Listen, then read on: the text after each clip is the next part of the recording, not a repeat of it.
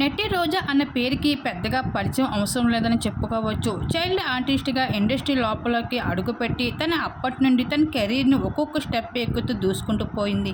అలాగే ఒకవైపు ప్రొడ్యూసర్‌గా, మరొక వైపు జబర్దస్త్ షోలో జడ్జిగా, ఇంకొక వైపు హీరోయిన్‌గా, అలాగే అక్కగా, చెల్లిగా, అమ్మగా, అత్తగా ఇలా ప్రతి పాత్రలో కూడా తను నటిస్తూ బెస్ట్ యాక్టర్‌గా నిలుస్తూ వచ్చేసింది నటి రోజా.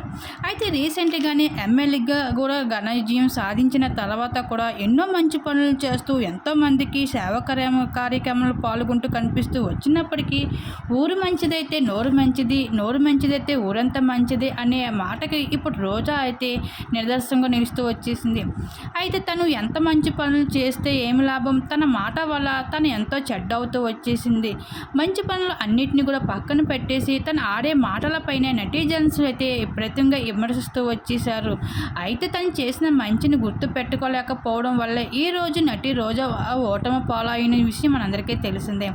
ఇంకా రోజా ఆడిన మాట, ఒక మాట ఆడిన వల్లనే తన లైఫ్లో ఎన్నో విషయాలని, సమస్యలను కూడా ఫేస్ చేస్తూ వచ్చేసింది. అలానే తన అనారోగ్యం సమస్యలు కూడా తెచ్చుకుంది. ఇప్పుడు రోజా ఉన్న పరిస్థితిని చూసి నటీజనులు అలాగే కుటుంబ సభ్యులు అందరూ కూడా తను త్వరగా కోలుకోవాలనేసి కోరుకుంటున్నారు.